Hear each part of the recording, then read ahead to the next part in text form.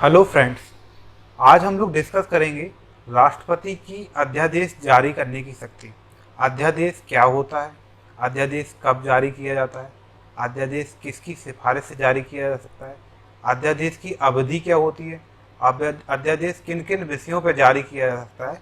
ये सब आज की हमारे वीडियो के विषय होंगे, तो समझिए आप लोग ध्यान लगा के। देखिए, जब भी कोई सरकार चुनी जाती है, चाहे वो केंद्र सरकार हो या चाहे वो राज्य सरकार हो, सभी सरकारों को काम करने के लिए विभिन्न तरह के कानूनों की आवश्यकता होती है। उसे नए नए लॉस चाहिए, जैसे कि समय के साथ सरकार काम कैसे करेगी, वो कानूनों में परिवर्तन करेगी, नए कानून बनाएगी। तो सरकार को काम करने के लिए नए नए कानूनों की आवश्यकता होती है, और कानून बनाने की जो शक्ति है वो किसके पास होती है?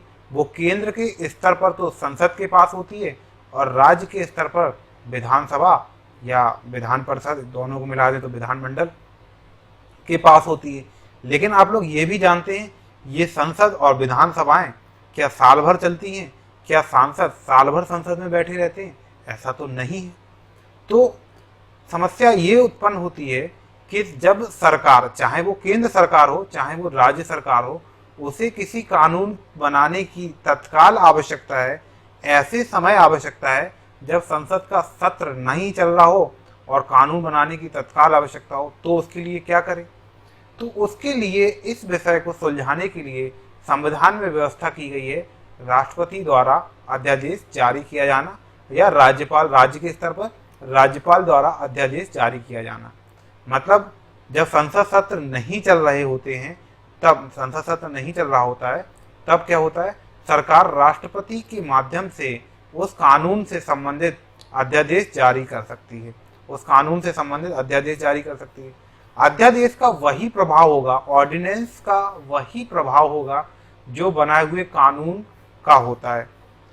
अब हम समझते हैं कि राष्ट्रपति की अध्यादेश जारी करने की शक्ति किस अनुच्छेद में है और कैसे क्या है, ये समझते हैं, तो जुड़े रहिए आप लोग। तो राष्ट्रपति की जो अध्यादेश जारी करने की शक्ति है, वो संविधान के अनुच्छेद आर्टिकल 123 में। इस आर्टिकल को याद करने के साथ ही आप एक आर्टिकल और याद कर सकते हैं। अगर इनको थोड़ा सा मूवमेंट करा दें, 2 को इस तरफ लाएं, 1 को इस तरफ लाएं और 3 को ऐसे ही रहने दें, तो ये बनता है 213। तो 213 अनुच्छेद में आती है राज्यपाल की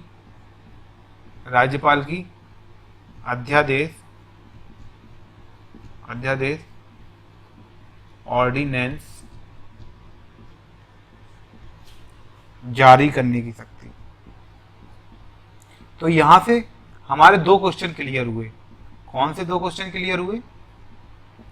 एक तो अनुच्छेद 123 में है राष्ट्रपति की अध्यादेश जारी करने की शक्ति, और 123 में अगर हम 2 को ऐसा किया, 1 को ऐसे मूव किया और 3 को ऐसे रहने दिया, तो 213, अनुच्छेद 213 में राज्यपाल की अध्यादेश जारी करने की शक्ति। ये बात समझ में आई आप लोगों को? 123 में राष्ट्रपति की ऑर्डिनेंस पावर और 213 में राज्यपाल, गवर्नर की ऑर्डिनेंस पावर। अब हम ये देखते हैं कि ऑर्डिनेंस कब जारी किया जा सकता है, ऑर्डिनेंस या अध्यादेश कब जारी किया जा सकता है।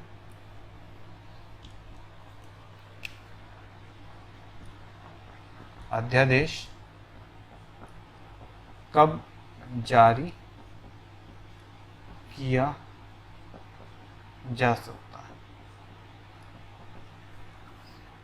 तो अध्यादेश जब जारी किया जा सकता है जब संसद, केंद्र के स्तर की बात कर रहे हैं अभी हम लोग, जब संसद सत्र में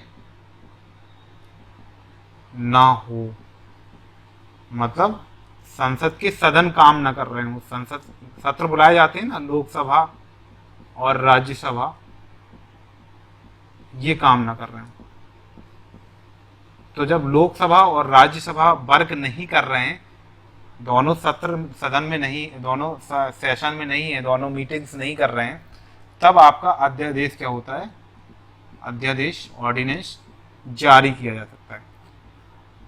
अब क्वेश्चन ये उठता है, क्या अध्यादेश जारी करने की शक्ति राष्ट्रपति की असीमित है?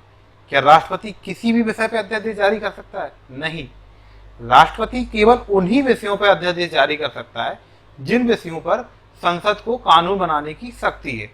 अब ये कहां से निकलती है संसद को कानून बनाने की शक्ति? तो इसके लिए हम लोग देखते हैं अनुसूची 7। अनुसूची 7 में जो विषय दिए गए हैं सेंट्रल लिस्ट में, संघ सूची और समवर्ती सूची में, 3 सूचियां है ना शेड्यूल 7 में।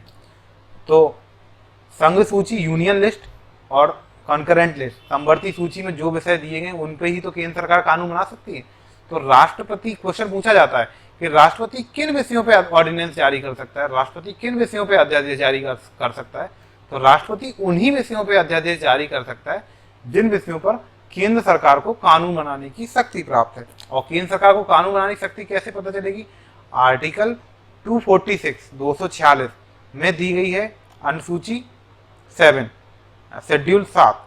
तो अनुसूची 7 से निकल, उसमें 3 लिस्ट दी गई हैं, यूनियन लिस्ट, स्टेट लिस्ट और कॉन्करेंट लिस्ट। यूनियन लिस्ट में जो विषय दिए होते हैं उन पर कानून बनाने की शक्ति होती है केंद्र सरकार के पास।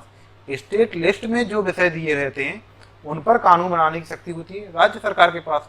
और जो कॉन्करेंट लिस्ट है, समवर्ती सूची है, उस पर कानून बनाने की शक्ति किसके पास होती है?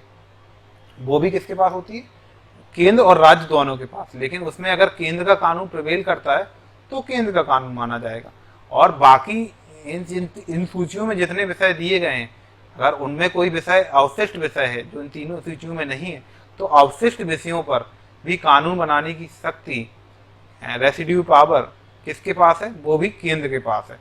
तो राष्ट्रपति जो अध्यादेश जारी कर सकता है वो केवल उन्हीं विषयों पर जारी कर सकता है जिन पर केंद्र को लॉ मेकिंग पावर है, कानून बनाने की शक्ति प्राप्त है। अब हम यहाँ समझते हैं कि राष्ट्रपति अध्यादेश स्वयं से नहीं जारी करता है, वो भी अध्यादेश जारी करने के लिए किसकी, क्योंकि कानून की जरूरत किसे है? वो तो सेंट्रल गवर्नमेंट को है। तो अध्यादेश किसकी सिफारिश से जारी होगा? मंत्रिपरिषद की सिफारिश से जारी होगा। ठीक है, मंत्रिपरिषद की सिफारिश से। तो इसमें मंत्रिपरिषद की सिफारिश चाहिए होगी। और ये भी देखना होगा कि संसद का सत्र नहीं चल रहा हो। भाई जब सत्र चल रहा है तो फिर अध्यादेश की क्या जरूरत? भाई सत्र चल रहा है तो आप वहां विधेयक लाइए, बिल लाइए, दोनों सदनों से पास कराइए, राष्ट्रपति साइन कराइए और कानून बनाइए। अध्यादेश तो एक अस्थायी व्यवस्था है।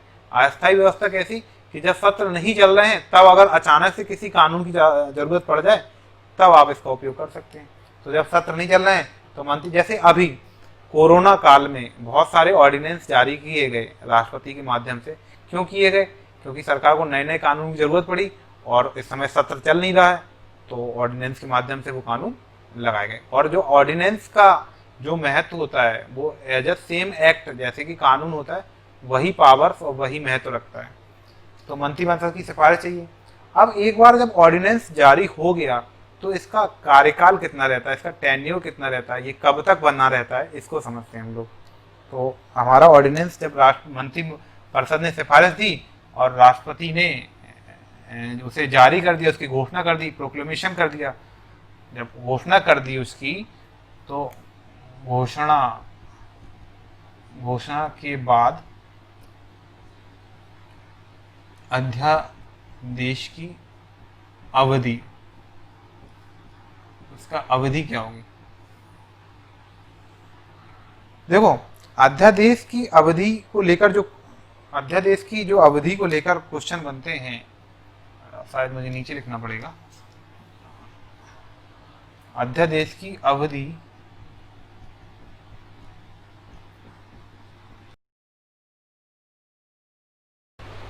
हम लोग समझते हैं अध्यादेश की अवधि।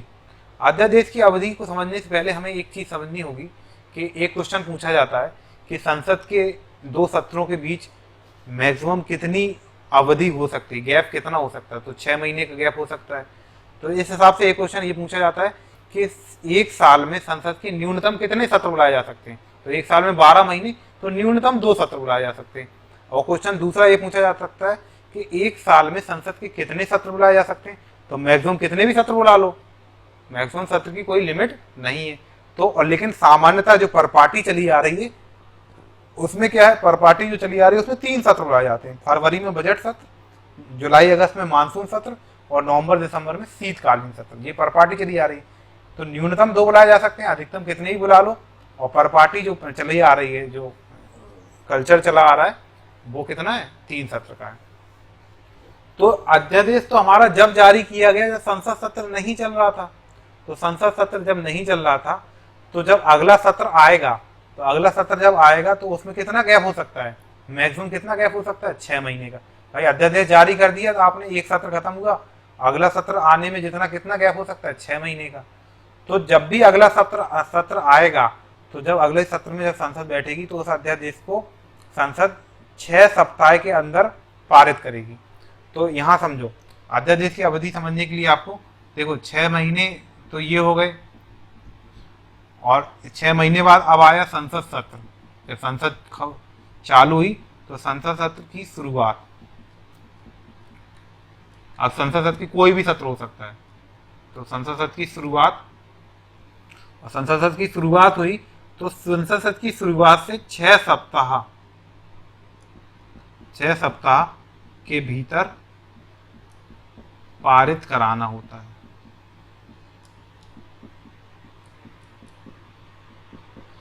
तो अगर पूछा जाए कि अध्यादेश की अवधि कितनी हुई, कितना अध्यादेश जारी करने का कितना लंबा खिंच सकता है, कब तक ये कानून बना रह सकता है, तो इधर देखेंगे तो 6 महीने प्लस 6 सप्ताह।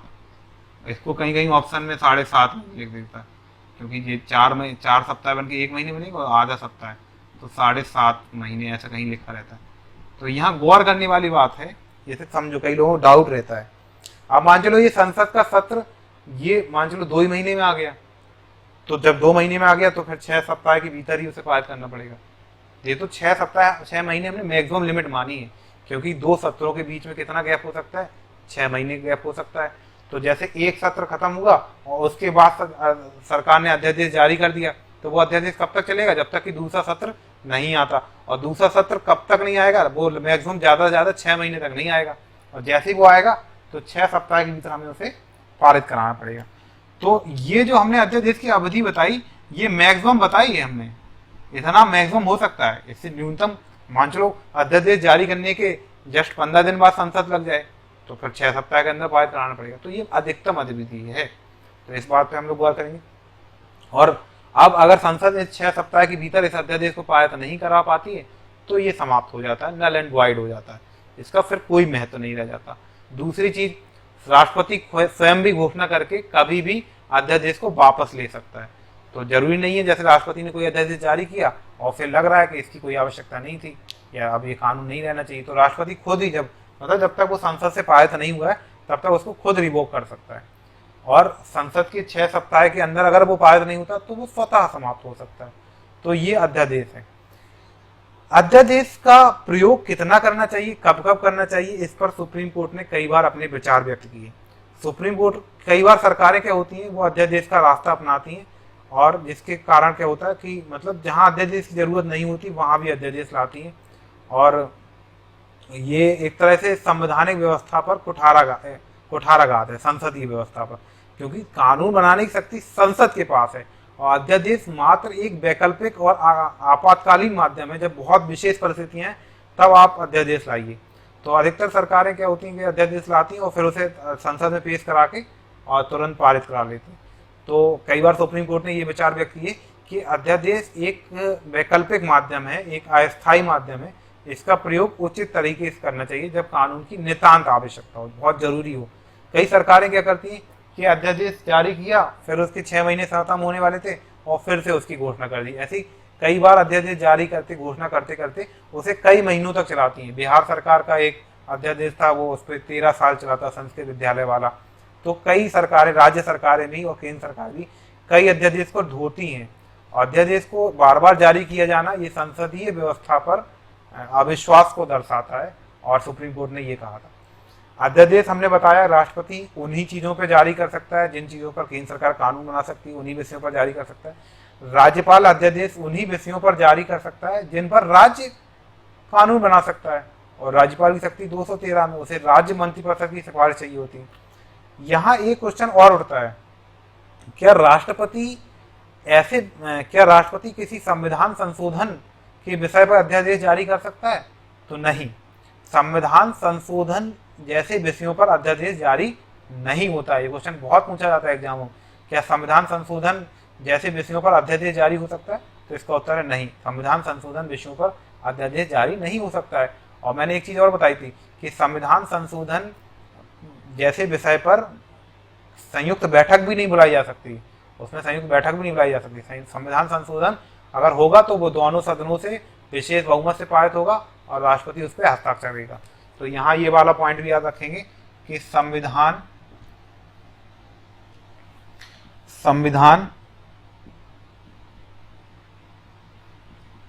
संशोधन जैसे विषय पर अध्यादेश जारी नहीं होगा, जारी नहीं होगा।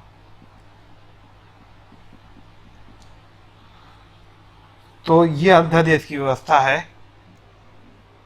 एक क्वेश्चन हमें और यहाँ पे लेना है और वो है राष्ट्रपति का